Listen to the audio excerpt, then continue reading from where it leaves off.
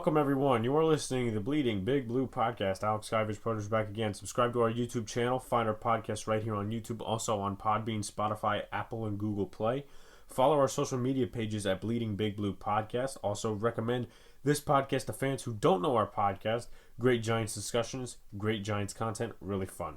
So today we had on Dan Duggan, Giants beat reporter for The Athletic. Obviously, news broke out yesterday that DeAndre Baker was involved in a robbery with Seahawks cornerback Quentin Dunbar.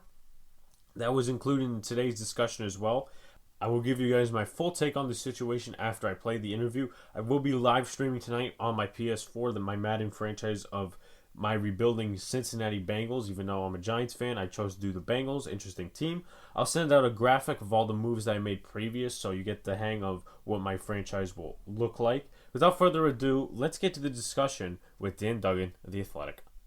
Okay, so now we are with Dan Duggan, Giants reporter for The Athletic. Dan, how's everything going? It's going pretty well. How about you? I'm doing good too. Okay, so first off, we saw news yesterday about DeAndre Baker last night with him and Quentin Dunbar robbing a party, then setting up getaway cars. What is your take on this, and are you surprised with Baker's behavior?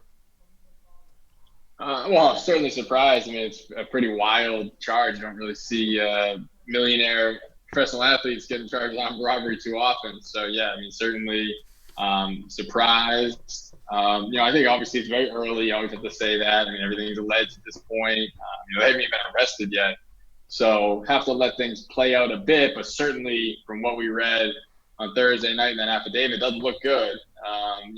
Certainly if those charges are accurate and are proven, then he's in a lot of trouble beyond, his football career. So, the first reaction is just like everybody else, you're pretty much shocked. And then you certainly, as you read it more, it's like, wow, this is some pretty bad stuff. Again, obviously if true.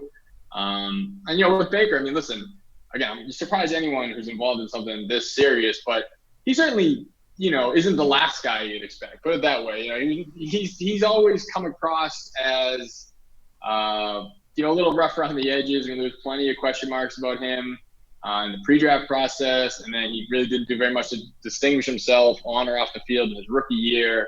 There are plenty of examples of just not hustling and not really being kind of professional as far as his commitment to learn the playbook and just day in and day out in the meeting rooms. So again, you don't necessarily think that's going to lead to something as drastic as this. But he was a guy that I'm sure that.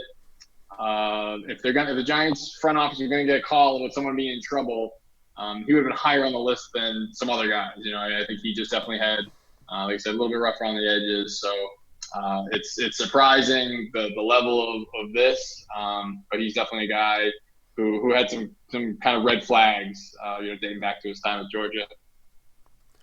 Now, I have my prediction of what I think the Giants will do regarding the corner position. They've done unexpected things before, so I'm not so sure on that prediction, but they have a lot of young cornerbacks besides DeAndre Baker. Let's say they cut him, and even if they don't, he's probably going to get suspended if these charges are proven. Should they sign a veteran corner, or should they stick to somebody like Sam Beal or Corey Ballantyne on the outside? I mean, I think, let's just assume that he's not playing, he's on the team, for one reason or another, where it's suspension or, he's in deeper trouble legally. Let's just say he's not on the roster this fall. My first inclination is they probably try to roll with, Beal and Ballantyne and Darnay Holmes. All these, they just drafted all these young corners in the last 2 years. I think, it probably makes sense to just kind of throw them into the fire and see what you got. I mean, I know people will, have been scanning what free agents are available. I mean, listen, if this happened in January or February, it might change things drastically. It might change who you target in the first wave of free agency, might change who you target in the draft. But at this point, it's kind of slim pickings out there. I know a guy like Logan Ryan's out there, and he'd be a great fit, but he still is going to look for some decent money. He's more of a slot guy at this point in his career. So he's a guy that maybe if they didn't sign James Bradberry would have made sense. But I don't know if you're going to go and spend big money on Bradberry and then also spend a decent chunk of change on Logan Ryan, unless his asking price is way down. I think he'll still cash in a bit. So then you look at other guys that are out there.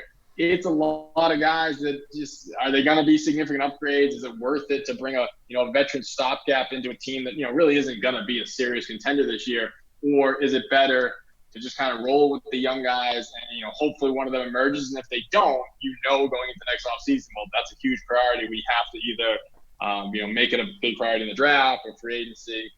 So I think that's the way I would lean. But obviously it's very early. You don't know what the price tag might be on a veteran out there. But I don't see them saying, "Oh man, we got to go and spend $8 million on Logan Ryan." But I certainly could be wrong. Now it's kind of a 2-1 here.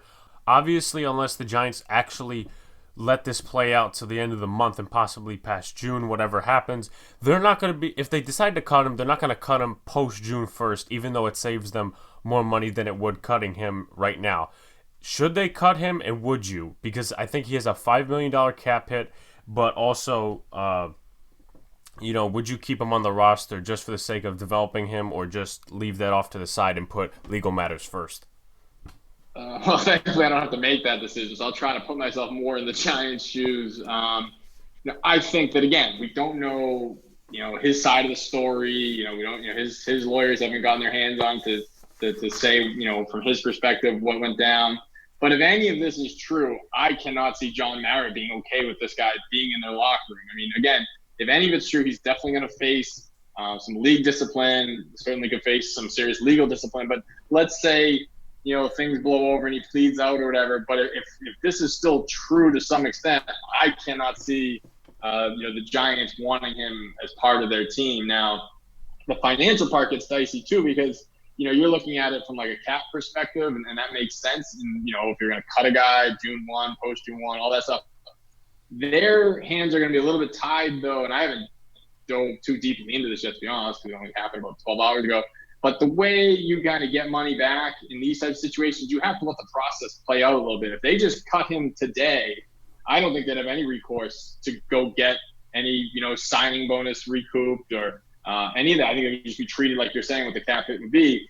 I think they'd be more protected if they let the process play out, let the league discipline him, let the legal situation play out. And it could, you hear about, big cases from the past where it'd be like Michael Vick or even Aaron Hernandez. I mean, there was big hangups about, recouping signing bonus money. It's a huge process, but I think you have to let the steps play out. So I would be surprised if they just come out today and say, we're cutting DeAndre Baker, really beyond any morality reason, but just logistically and financially. I think they kind of have to let the process unfold a bit, even if that may be very difficult for John Mara to stomach. And listen, if they do cut him today, it'll be because they can't stomach having him on the roster. Now, a lot of Giant fans are going after Dave Gettleman for trading 3 picks to get this guy 30th overall in 2019. Obviously, you said there's red flags before the draft. He slept through player meetings, but also was one of the top 2 corners in the draft. Now, during the season, on one of the Jets drives, I think it was Jamison Crowder was coming down the field. He made a catch on a crossing route. DeAndre Baker wasn't hustling enough, and I think Pat Shurmur called him out on that during practice. And also, he's known to taunt players after he gets beat, but the QB misses the throw. And he actually got an unsportsmanlike conduct penalty against the Vikings for doing such. Should the Giants blame Gettleman? Should Giant fans blame Dave Gettleman for taking a chance on someone who has bad character issues and trying to rebuild a culture?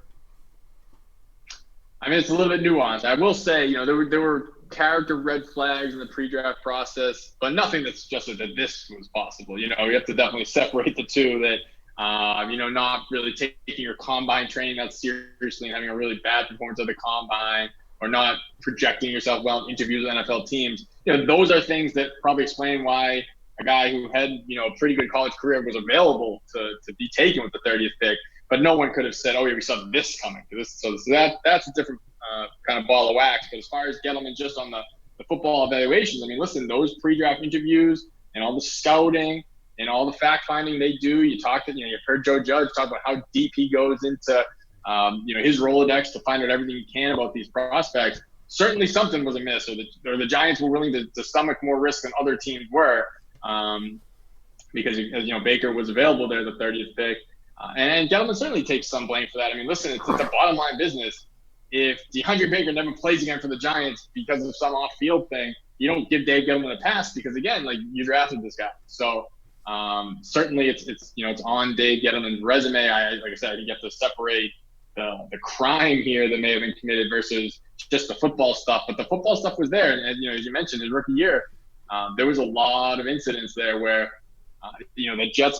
playing the Jets game you highlighted was kind of the straw that broke the camel's back. But he had a lot of stuff that was building up, and they tried to stick with him because he was a first round pick, and they didn't have a lot of other great options.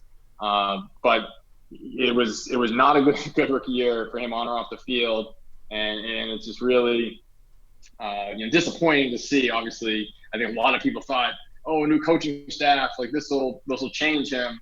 And beyond just the charges he's facing, I reported that he wasn't even participating in the voluntary mini camp meetings this week. That's not a good look. I mean, you got a new coaching staff. I mean, Joe Judge has made it pretty clear that he's going to be a pretty strict guy, to not be trying to make the best possible impression on him. That's a bad look from a football perspective. So none of this looks good for really anybody. Again, with Gettleman, he certainly has to own the fact that he traded up for a guy who had some character issues, and then it seems like the worst of those character issues have come to the surface after only a year too. Moving on to a much different subject, but you could also kind of relate it in a way. I interviewed former Giants Super Bowl champ Rich Sober a week or two ago. He still has contact with all his lineman buddies, Sean O'Hara, David Deal, you name it. The chemistry between them keeps going every day. They still have group chat. Is that what this team has been missing the last couple of years, especially the offensive line and the defense? It's hard to say. I mean, that's always sort of the thing that gets highlighted when people look back on what worked out. But I think that sort of shortchanges the talent, because that line they had that won the Super Bowls, it wasn't a bunch of former first round picks. But because I feel like you hear every offseason that this is the year that the Giants have great chemistry. A couple of years ago, there was a lot made of the fact that Bobby Hart and Eric Flowers were training at the facility, which obviously meant nothing. And then the year after that, it was bringing in Nate Solder. He was really this unifying force, and Patrick Omame was a solid veteran. That obviously meant nothing. I think it's really, I'm a big Jimmy's and Joe's over the X's and O's type of guy, and I think you got to have talent. And so if Andrew Thomas is a really good player and he's not a complete jerk, that's going to be better than having a really good guy in that room. I mean, and I say that about Thomas. Everything I've heard, he's fine. No character issues at all. I'm just saying that talent kind of rules the day in the NFL. You can't have guys doing what DeAndre Baker's alleged, but you don't need to have 53 choir boys either. So I think if the talent level is higher, I think that'll go a long way. And then the fact that, yes, from that, you hope you have some chemistry, and then also you hope that guys can grow together. You have a Will Hernandez, and Andrew Thomas, Matt Pert playing together for 10 years, then yes, obviously you would think that would benefit them down the road. But I think the biggest thing this offensive line is really lacking is talent, and that's where you would hope a guy like Thomas can sort of start to turn the tide there from this kind of wasteland they've been in since that group you talked about. What are some of the things that you've and the beat have learned over the last couple of days? Because I know there's been a lot of Zoom calls with the media. There's been, I think it was Dalvin Tomlinson, Jones, Barkley, also Joe Judge. What are some of the things you guys have learned? Listen, with Judge, every time he talks, you can tell that this is a guy who, forget the fact that he's 38 years old and has never been a head coach. You can tell that he is very organized, very on point. He really articulates his message very clearly. And he does that with us, which, whatever that's worth. But you can tell that he does it with the players too. Like, they're kind of, marching in step to the sort of culture he's trying to build. And, it seems, listen, it's the honeymoon period. He just got hired. They haven't lost any games. They haven't had a practice yet. So, of course, the players are going to, give him a chance and like what they're hearing so far. But, you're talking about three of their leaders and sort of quote unquote good guys. So they're obviously going to be, bought in. So, I think they sounded optimistic. No one's making excuses about the whole virtual aspect of this offseason. I think it's going to be a big problem because, again, you do have a first-time head coach. You do have new systems. You have a lot of young players. It's hard for me to imagine that not being a pretty big handicap this season. But they're not leaning into that and using that as a crutch. And that's definitely how Judge is wired. He's not looking for any excuses. But to the players' credit, especially Jones, who a lot of people were asking him questions about that, he isn't saying, oh, yeah, this is going to be such a tough year. He's saying, no, I got to learn it just like everybody else does, and we'll go from there.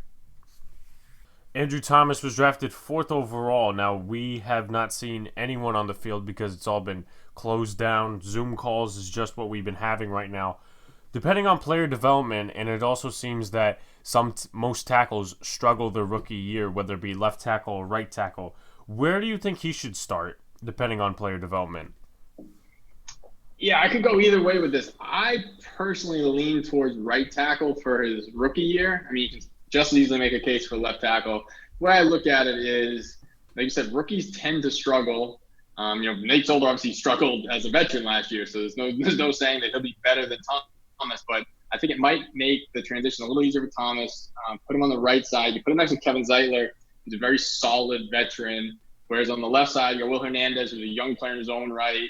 I don't think he's a guy who's going to be like great guidance for Thomas because he's still figuring it out. So I think you balance sort of the experience levels a little bit. If you have Solder and Hernandez playing together for a third straight season, like back to your point about the continuity, you would think at some point that would start to manifest if those guys are, working together as much as they have. And again, I like the idea of Thomas next to a solid veteran like Zeitler. But if Thomas is just, clearly better than Solder when they do get on the field, whenever that is, I have no problem with starting him at left tackle. I think the good news with him is he played both at Georgia. It's been a couple of years since he played right tackle, but it's not a situation where he's never done it. So, he'll be able to, regain that form pretty quickly, you would assume. And I do think the long-term future for Thomas is definitely left tackle. So, again, if they think that's just their best interest for this year and the future, hey, put him left tackle and don't look back. But plenty of guys have started on the right side and moved to left tackle. And I just think with the situation they have and, having the Daniel Jones' blindside protector being so important, I think I might take my chances with Solder, returning to at least, kind of average form rather than putting that on Thomas as a rookie. So let him get his feet wet at right tackle, and you hope by 2021, he's ready to play left tackle for the next decade. Now, Judge has expressed interest in cross-training Nick Gates and Shane Lemieux from guard and center and back and forth. Should they re-sign John Halapio once he's back and true to form again from the torn Achilles, or should they just stick to Spencer Pulley at center? Both really didn't do well at center last season. Yeah, well, center is certainly a question mark, and not when they really addressed this offseason. For agency, they kind of kicked the tires on some of the lower level guys and didn't get any of them, and draft didn't take a true center. Again, as you mentioned, Lemieux's going to get some work there, but he's never played center in a game. So that would be a pretty significant change for a guy who's going to be coming as a fifth-round rookie to start at a position he's never played, and it's not like switching from left guard to right guard. Switching to center is a pretty significant change from offensive lineman. So I think people who are kind of really excited about the possibility of Lemieux starting at center probably could pump the brakes. And you also add in the fact that he's missing valuable practice time, as everyone is, but he'd be on the field right now if they wanted him to start center and working with Daniel Jones and working with Mark Colombo and working on that form with the Giants. Instead, he's stuck doing it with a trainer or something like that. So I think that's a tall task. I think Gates, another guy who's never played center, he's been in the league, so maybe the transition will be a little smoother. But again, I think it's really going to be tough to ask a young guy to start at a new position that he's never played before, which is a complex one like center, with a limited offseason. So I think the options really do come down to Pulley and then Halapio, who Gettleman keeps referring to, like, we'll check back on him in June, So I think that's going to be a big sort of benchmark in his recovery from the torn Achilles he suffered in the season finale last year. So, but it certainly seems like they're going to bring him back. I'm sure it'll be a minimum 1-year deal, no guaranteed money. And if he comes in and he's just not in shape, or if Pulley beats him out, then they would cut him. But he is an own commodity. He started, I think it was 15 games last year. They like him. His play might not have been, up to snuff last year, but they like him. So I think they'd be comfortable with him or Pulley going into the year. But just because they're comfortable with that doesn't mean, fans should be. I think that was a weak spot last year, and to not make any upgrade there is certainly concerning, if you ask me. Now, this is another hot topic among Giant fans, at least lately before the DeAndre Baker thing. Nate Solder gave up 11 sacks and 57 pressures from the left side while Jones was quarterback, also Eli as well. The analytics say that he's average and it was often Jones' fault for fumbling the football, and that Solder is serviceable at left tackle next year, and that pass block win rate he had the same as Tyron Smith at the Cowboys. Now, another side of the Giants fans say, including myself, that Solder gave up the sacks at some of the worst times possible. You look at the Cowboys game, you also look at the Eagles game on Monday night. He gave up a sack and then failed a flea flicker, and the Giants didn't score in the second half, and they ended up losing that game due to no halftime adjustment. But also they don't encounter the analytics, meaning game sensitivity and film watching. When considering the Solder and the Jones topic, what side do you really fall on? How do you really judge Solder and the Jones situation, really? I think they kind of played off each other, and unfortunately made themselves worse because Solder certainly had plenty of breakdowns. the analytics, I think there's some value in them, but I think you certainly have to factor in the eyeball test. So the idea that Solder was mediocre last year, I would think he was a little worse than that. But having a rookie quarterback who maybe didn't always have the best internal clock and wasn't always the strongest with the ball in the pocket certainly didn't help. I mean, maybe there's times where Solder got beat and Eli would have already thrown the ball away or checked it down or turtled up for a sack, and at least you don't have a fumble that's like a really game-changing play. And that's something certainly Jones is going to have to improve in year two, no matter who's protecting him, right side, left side, and veteran rookie. I mean, he has to improve that on his own. But Solder certainly contributed. He wasn't great in 2018. Definitely took a step back in 2019. Getting older, you wonder, is this something he can reverse? As I said, I think I would stick him at left tackle, but I don't say with much conviction because, again, if he comes out there in camp and just does not look as athletic and dynamic as Andrew Thomas, I would have no problem with them going with Thomas on the blind side, because that is the most important position on the line. You have to protect the quarterback's blind side, especially a young one like Jones with fumbling issues. So they have to find the best man for the job, and if it's not Solder, then certainly they got to give Thomas a look there. Now, besides Slayton, Tate, and Sterling Shepard, also Sterling Shepard has injury history, so does Evan Ingram. But on the basis of wide receiver, they didn't draft now number 4. You don't really have anybody coming at you behind them. They did sign Benjamin Victor, Austin Mack, and Derek Dillon as undrafted free agents. Now, the Giants could have Slayton as that guy that goes up and gets it in Jason Garrett's offense. We know Joe Judge said that it's going to be a lot like what he ran in Dallas. Do you imagine the Giants elevating one or two of these UDFAs to the actual roster in September?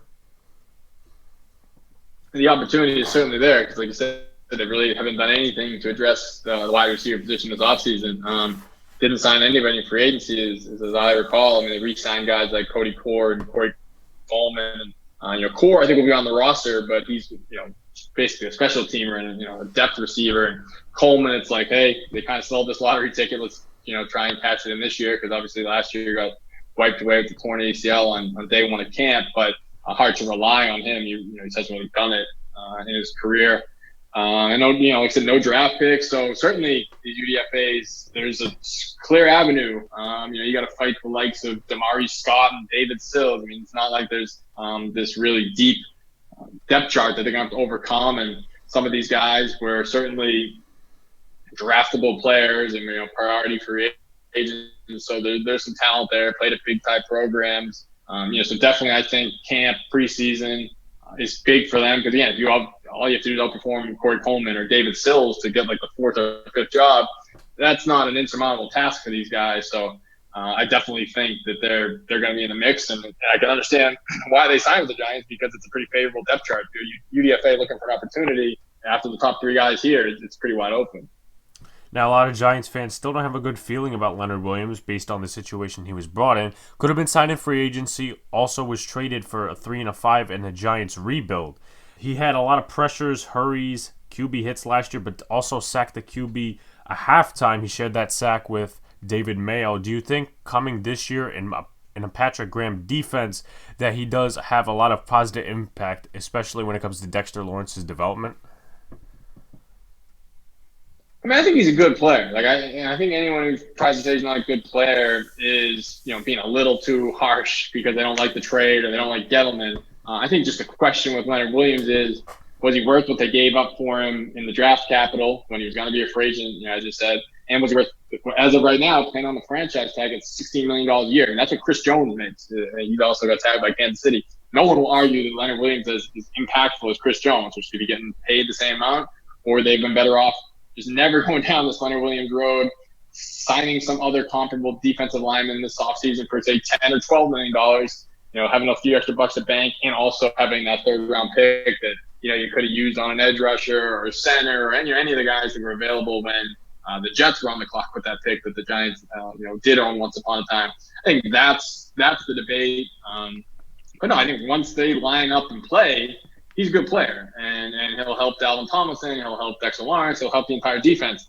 As you said, the analytics always sort of reflect well on him, but the thing I struggle with that is a lot of times the PFFs and the analytics of the world will say, hurries and pressures, they're a better indicator of like future sacks. But Williams has been in the league for 5 years, and it's pretty much always been that. He's always been a guy who gets a lot of pressures, gets a lot of hurries, but doesn't get sacks. So I think that's just kind of who he is. He's not some anomaly. I think he's just a guy who's like close but no cigar, and there's certainly value to creating pressure and getting in the pocket, but $16 million for a guy who has a half a sack is tough to swallow. I mean, I know it's not the end-all be-all for a defensive tackle, but that's a really low level of production, obviously, in terms of, I know it's fashionable to say sacks don't matter or whatever, but I mean, it's still good. If you can get in there and drop the quarterback for an 8-yard loss, that's still good as far as I'm concerned. So to totally dismiss them as having any value, I think is going too far the other way. So I think with Williams, it's a debate that has kind of passionate takes on both sides, and both sort of skewed too far to the extremes. I think bottom line is he's a solid, good player, and just probably the Giants have invested too much between the draft capital and the salary. Now, one point we can also make when it comes to sacks in him, obviously half sack last year, shared that with David Mayo. You look at the Jets before he got traded, he didn't get a sack at all. They had a better secondary than the Giants did, and they held up a lot of times and the pressure came down, but sacks were a problem for the Jets last season, and Williams wasn't a contributor, and that's what a lot of people say, oh, he didn't get a sack with the Jets. But, the pressures, the hurries, that's also stuff that's also forgotten when it comes to Williams. Yeah, no, I mean, like I said, he's definitely a good player. He's a solid player. I just think that the notion that he's not a game changer, in my opinion. I mean, and I think it's definitely cherry picking in small samples, but like the Jets defense didn't suffer without him. And the Giants defense, their run defense marginally improved. The pass defense didn't improve. Overall scoring defense didn't improve. The team results didn't improve. So he's certainly not a guy who sways the results. So I don't know. I just feel like if I'm investing $16 million in a guy and giving up draft picks to acquire him, I want him to be a Khalil Mack type presence or something like that who really takes over games. I think Williams is a good B-level player, but he's just, the Giants have poured A-level resources into him. Now, also on the analytical standpoint, Marcus Golden was a fan favorite last year, has the tag on him that after July 22nd, if he's not signed, he comes back to the team. Had a 10-sack season last year, first linebacker to do that since Lawrence Taylor in, I believe, 1990. However, analytical Giant fans downplayed the 10 sacks because they were either coverage sacks or whether he was unblocked, and he was not really known to be that game changer. He's really more of a number 2 pass rusher. How do you view the situation, and do you still believe that Marcus Golden should be brought back to the team because, he boosted the sacks for this team last year in the pass rush? Well, I mean, I think he thought he was going to cash in because the whole concept of a prove-it deal is, he's coming off 2 injuries after he had a double-digit sack season. He figures, I'll take this 1-year deal, reunited with Betcher, his old coordinator. I'll show that I'm healthy. I'm sure that I can be productive. And then I'll go cash in. I'll get my big check. Now, he went out and he had 10 sacks, and that big check never came for, a multitude of reasons. Obviously he touched on them to the extent that he's not viewed as like an A-level pass rusher, so he's not going to get paid like one. Now, I don't know exactly what his asking price was, but it certainly is lower now because the market just never, met his demands. Now, I totally agree with the idea that he's a number 2. Like, I wouldn't have paid him $15 million a year or anything like that by any stretch. But, I mean, he does have his last 2 fully healthy seasons. I think he's got like 22 sacks. So, I mean, he is a productive guy.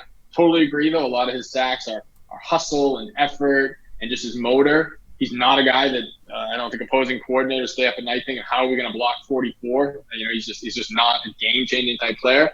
But there's definitely still value to what he does. I mean, still getting the quarterback on the ground 10 times is more than anyone else in the Giants could say last year. So I think the Giants have played this pretty well. Like, they weren't going to invest big money. They really signed Tyler Fackrell to the very similar contract to Golden from a year ago. So that was going to be their new 1 year, prove a guy who's had 1 year of big production. And you hope he catches lightning in a bottle when he reunites with an old coach. But then with Golden still out there, that they kind of dug into the New England playbook there and had the shrewd move of using that unrestricted free agent tender, which never gets used. The one time I know of it getting used was LeGarrette Blount in New England a few years ago. So that was a wise move by them because it basically just gives them, like you said, July 22nd is the deadline. If he doesn't sign elsewhere, he's locked into returning to the Giants at basically the same deal as last year, around $4 million with another $1 million in incentives if he reaches 10 sacks again. So listen, they'll gladly pay him that extra $1 million if he hits 10 sacks again. So they set a price tag. Like, listen, we think you're a quality player, and for $4 or $5 million, we'd love to have you back.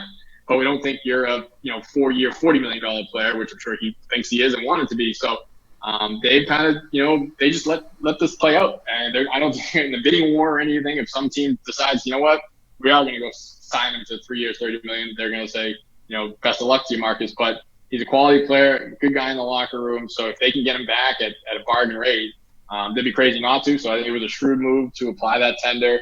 And now I guess we got about 2 months to wait to see if some suitor emerges, or he maybe has to just kind of tuck tail and come back. Probably won't be real happy about it, but this is the worst thing in the world to make $4 million to play football. And I think he would take it as another prove-it year and, hope that another big year finally gets on the payday next offseason.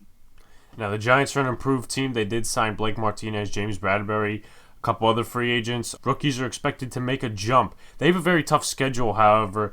How many wins do you see the Giants getting? I say between 5 and 7 for my prediction. Yeah, I definitely think that's the range. I went 5. I guess I'm just a little more of a pessimist, but I think it is a tough schedule.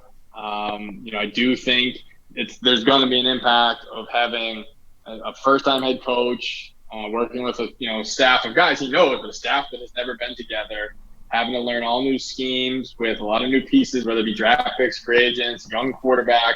And then you add in this, basically unprecedented offseason. I mean, you'd much rather be in like the Chiefs situation, obviously, where they're bringing back like 18 starters or something like that, and a veteran coach and a quarterback who's been in the system for a few years. And those types of teams are obviously going to have a significant advantage, in my opinion, whereas I think the Giants at the other end of the spectrum, a team that hasn't been very good in recent years, has a lot of moving pieces this offseason. It's going to be very hard for me to see them put it all together and have a great season. I think it's going to be a little bit of a rough go. But I think that 7 wins isn't out of the question by any stretch. And I think, they kind of pussed around that 4-win mark the last couple of years. It was 3, 5, and back to 4. I think it'd be big for them to break out of that and get into the 6 or 7 win range. I don't think anyone thinks this is like a 10-win, division contending type team, but I think 7 is probably the high end. And if they do that, I think you'd feel a ton of optimism going into 2021. That means probably Judge was up to the task, Jones was up to the task. And then you got to fill in a few spots, and maybe you're really ready to contend in a year. Who's the most exciting opponent for you on the Giants' schedule? For me, it'd probably be the Browns, probably also the Steelers, in my opinion.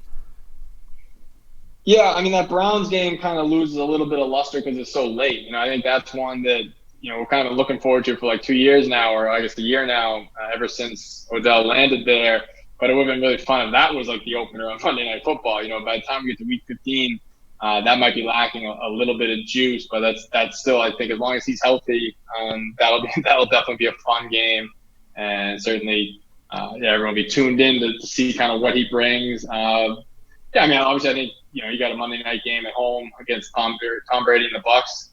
That should be a pretty good atmosphere. When I say atmosphere, that's assuming fans are in the building, but I mean, anytime you get to play against Brady, that's always kind of like appointment viewing, and Tampa's going to be a fascinating team with Brady and Gronk and the weapons they already have. So I think that'll be, kind of a big time game. It'll be fun to watch, see how that plays out.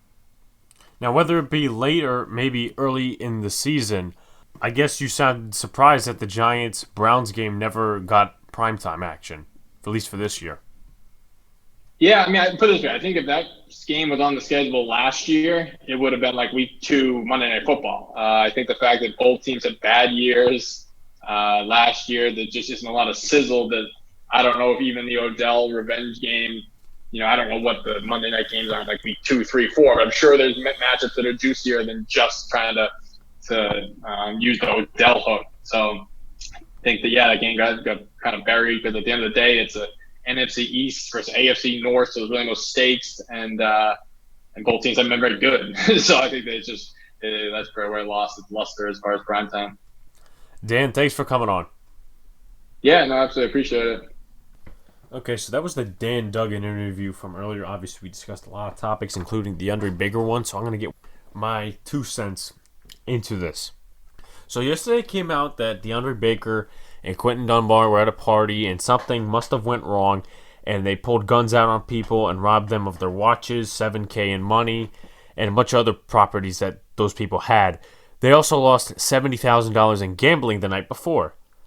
Now, my question is, you're a millionaire, both of them, you're a millionaire cornerback in the National Football League. What makes you think that it's not going to go unchecked that you actually did this? And also, you make millions of dollars, so I don't get why you're doing this. Okay. Besides that, they had getaway cars, a BMW, Mercedes, and a Lamborghini. There's always been character issues with DeAndre Baker. As we discussed in the interview discussion that before the draft, he slept during player meetings. And then during the season, Pat Shurmur called him out on his lack of effort, showing in the Jets game when Jamison Crowder was hit on a crossing route and he went much down the field. DeAndre Baker was jogging. And then on some plays, this showed against the Vikings, it was actually a run play. Mistake corrected in the video. I said it was a pass play. It was a run play. Dalvin Cook ran the football, or it was either Alexander Madison, the backup. It was one of the two. Runs it for a short gain. It wasn't a first down. So DeAndre Baker starts jawing with him, and he gets flagged for unsportsmanlike conduct. I don't think he even made the tackle on that play. But if you also take a look at some of the film, DeAndre Baker would get beat on a ball, the QB would miss the throw, and he'd be wagging his finger in the receiver's face like he actually did something. No, the QB missed the throw and you got beat. That's not something that you should be showing on tape. You should be fixing that. That's not a highlight. The QB just happened to miss the throw. But generally, in my opinion, I think the Giants have come to the consensus that they should cut DeAndre Baker. Wasting a first-round pick was a pain in the ass a year ago on him, and also Gettleman made the mistake of trading 3 picks to get the 30th overall pick, which selected Baker. That was a mistake. It's going to show up on his resume forever. Did he know that he had character issues? Yes. Did he know that he robbed somebody in the future? No, he didn't know that. He didn't know he was going to rob somebody in the future. But that's going to show on his resume forever. And the fact that the Giants fans come out and blame Gettleman is just bogus, really. Because you take a look, yes, he had off-field character issues, slept through player meetings. Yeah, Gettleman should have taken that in mind. But if you take a look, there's more emphasis put on this because it's Gettleman and he hasn't won a Super Bowl with the Giants. But Jerry Reese, Josh Brown, he signed him. Giants defended Josh Brown and then they cut him days later. But the New York media and all media really emphasize this, it's Gettleman's fault. It's also the Giants fans too. And I don't know why Giant fans think it's relevant to bring in OBJ into this argument. I really don't think that it's relevant. Yes, he had character issues, both of them. Beckham was smarter, but Beckham was also a clown. Yes, he got traded away a year ago. We get it. Stop crying. I said this in another video. Stop crying. Leave him. He's also, went against our quarterback on ESPN or wherever he did that interview with Josina Anderson and Lil Wayne. He went against our quarterback, went to another team where he supports Baker, not necessarily in the statement, but Baker trashed Daniel Jones. And, everyone's, criticizing him. But Baker's a big mouth, and that team is just a cancer in the locker room. So if you think that keeping Baker around was bad, not saying Odell would be worse, but, having Odell put his head into a fan and kick balls that are incomplete passes are just not something you should be putting on the field as a part of your team. I've said this before. I'm going to say it again. Odell and winning do not match. Yes, Odell gets the 1,000-yard seasons. We get that. But also to note, he is about himself. He's not about the team. Eli Manning, he was team, not himself. OBJ was that guy, and that's why he's no longer on the team. Because he would have been a frustration to the rookies and all the players on the team and even the coaching staff. I may not like Pat Shurmur, but definitely, he was right when it came to disciplining him or trying to talk to him. But for cornerback purposes, I think Ballantyne or Beal should start at second corner. I think if you're cutting Baker, you're not going to have any money to sign anyone else. Stick with somebody on your roster. Ballantyne's an outside corner, as is Sam Beal. But no, James Betcher put him in the slot last season.